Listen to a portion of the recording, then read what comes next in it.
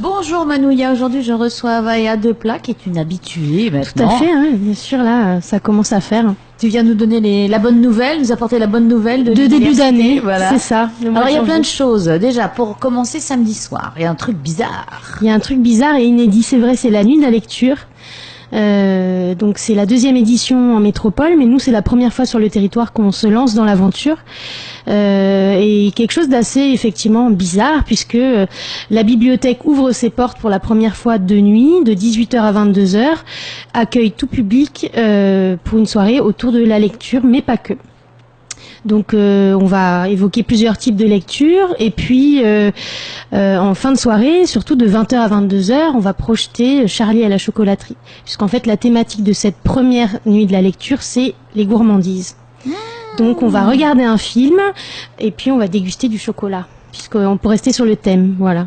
Oh, c'est tentant ça. C'est bien tentant, oui. C'est toi qui as trouvé le thème ? Non, c'est une enseignante. On a soumis le projet donc nous on reçoit les suggestions du ministère de la Culture et on les relaie aussi aux enseignants pour qu'ils s'approprient des projets et qu'ils proposent des contenus avec leurs étudiants. Donc à la base c'est une enseignante qui s'appelle Isabelle Proust, une enseignante de lettres, qui a monté un projet avec ses étudiants. Et donc c'est à cause de son nom. Peut-être, tiens, j'y avais pas pensé, sûrement, la Madeleine de Proust, c'est vrai. Entre 19h et 20h, avec ses étudiants, ils vont proposer des joutes littéraires. Donc, ils incarneront peut-être des extraits littéraires, toujours sur ces thématiques des gourmandises de lecture et des bouquets de lecture, puisqu'on va être à la fois sur de la nourriture, mais aussi sur tout ce qui est végétation, plantes, voilà. Donc, c'est les 5 sens qui sont sollicités. Ouais, c'est super d'avoir une thématique pareille. Et en métropole, c'est comme ça que ça se passe, ou vous êtes approprié non, enfin après c'est chaque institution qui choisit un thème particulier. Je sais pas si ça a déjà été choisi, à vrai dire, mais nous ça nous est venu comme ça. La gourmandise de la lecture, mais moi j'adhère. On est en Polynésie quand même, et puis dès qu'il s'agit de manger, on s'est dit comment faire venir les gens jusqu'à nous, parce que c'est pas facile de monter jusqu'au campus. Les gens savent pas forcément où c'est, n'osent pas venir parce qu'ils pensent que c'est réservé à la communauté universitaire, aux enseignants ou aux étudiants. Donc le message c'est vraiment venez. N'importe qui peut venir, sans inscription, c'est libre et profiter avec nous de ce moment de partage. Voilà. Donc, tu connais déjà les textes qui vont être lus ? On garde quand même une petite part de mystère, mais ce que je peux te dire, c'est que donc, pour revenir au départ, donc on arrive à 18h, on est accueilli par Jacques Vernodon, qui est maître de conférence en sciences du langage, et qui va nous proposer une petite demi-heure sur la thématique du vocabulaire tahitien de la nuit. Donc on va déjà, c'est une belle introduction sur cette thématique de la nuit. Ensuite, la deuxième demi-heure, ce sera Vincent Déris, qui est adjoint à la direction de la bibliothèque de l'université, qui va parler d'Anaïté. On en avait parlé sur le salon du livre déjà. C'est une nouvelle plateforme numérique, une bibliothèque scientifique polynésienne qui présente plein d'ouvrages, plein de documents du patrimoine polynésien, qui est libre d'accès. Alors des textes, des livres, des photos, des cartes postales, plein de choses. Et donc on va découvrir cette plateforme ensemble avec des iPads. Donc on fait aussi appel à la nouvelle technologie, puisqu'il n'y a plus que le livre papier aujourd'hui. Donc voilà, ces 2 premières demi-heures. Ensuite on passera aux joutes littéraires avec les étudiants d'Isabelle Proust.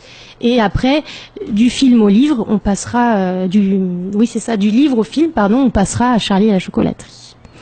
Voilà, tout un programme. Vous avez concocté ça.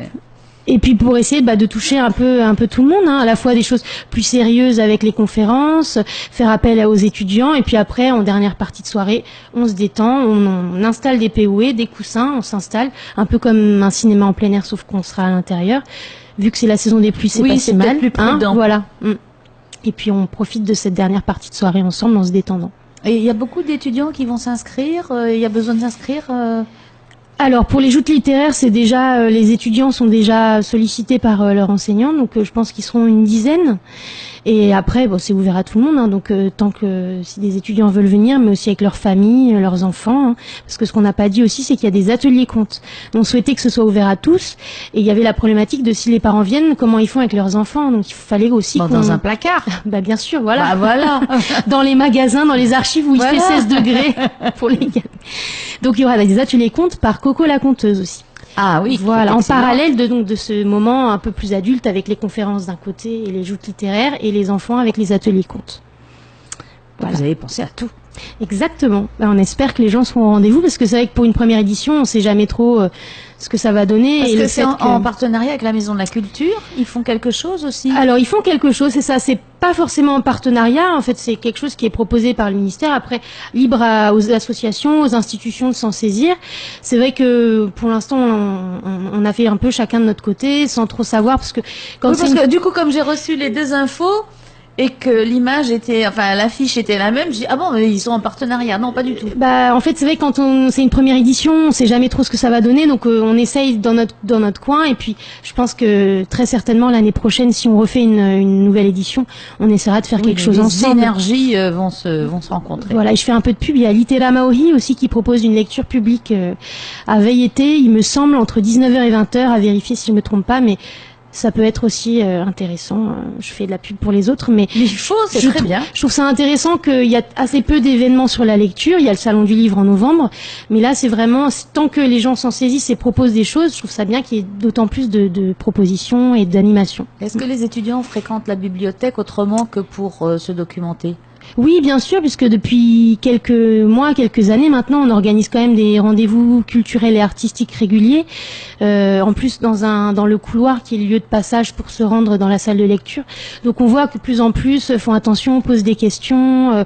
On a même été sollicité par une étudiante qui avait fait un stage dans une association qui s'appelle Tahiti Héritage, et ça a donné lieu à une exposition il y a quelques mois de ça, en septembre-octobre, donc sur l'eau dans la culture polynésienne. Donc, il y a même aussi des étudiants maintenant qui se saisissent de thématiques et qui viennent nous les proposer. Donc pour nous c'est une réussite. Ça veut dire que petit à petit, ça les sensibilise. Voilà, ça prend du temps, mais ça fonctionne pour l'instant. Et il y a un autre événement majeur aussi qui se déroule en ce moment.